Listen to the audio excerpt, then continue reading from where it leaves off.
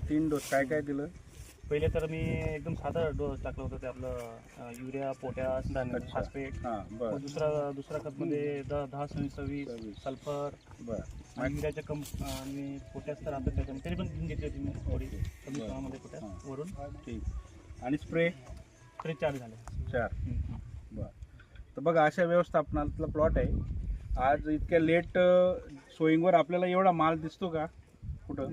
आपण यावर्षी काय झालंय, कापसाला पहिले सुरुवातीला थोडं अनुकूल होतं, पाऊस कमी होता म्हणून क्रॉप एकदम चांगलं होतं. पण गणेश चतुर्थी नंतर जे पाऊस झाले, अति पाऊस झाले काही एरियात, बरोबर, त्यामुळे काय झालं, हेवी ड्रॉपिंग दिसतं आपल्याला कापसामध्ये.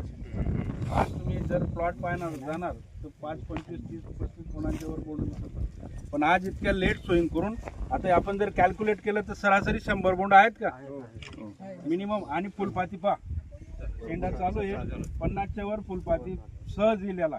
आणि याचं महत्वाचं वैशिष्ट्य दाखवा. आपल्या 2 ज्या व्हरायटी आहेत 111 आणि 11, आता ही यावर्षी नवीनच आहे. आपलं पहिलं म्हणजे नॉन बीटी मध्ये असताना आपण एकेकाळी राज्य केलं या व्हरायटी शेतकऱ्याच्या मनावर, बरोबर. म्हणजे तेव्हा 400 रुपयाची व्हरायटी 800 रुपयाला जायची, MRP कमी राहायची नॉन बीटी. इतकं पॉप्युलर आहे. अजित 11 नुसतं यावर्षी आम्ही दिली, त्या नावावर शेतकऱ्यांनी लावली, एवढं लोकप्रिय वाहन आहे. तर आता आपण बीटी मध्ये त्याला इम्प्रूव्ह केलेलं आहे आणि यावर्षी आर्यामध्ये त्याला रिलॉन्च केलेलं आहे आपण.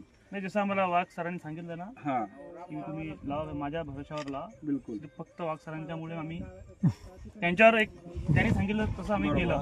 तर तुम्हाला मग कसं वाटलं वाहन? 1 नंबर वाटलं. 1 नंबर आहे ना. असं दिसतं का आता? मी काय सांगतो, जेव्हा एवढी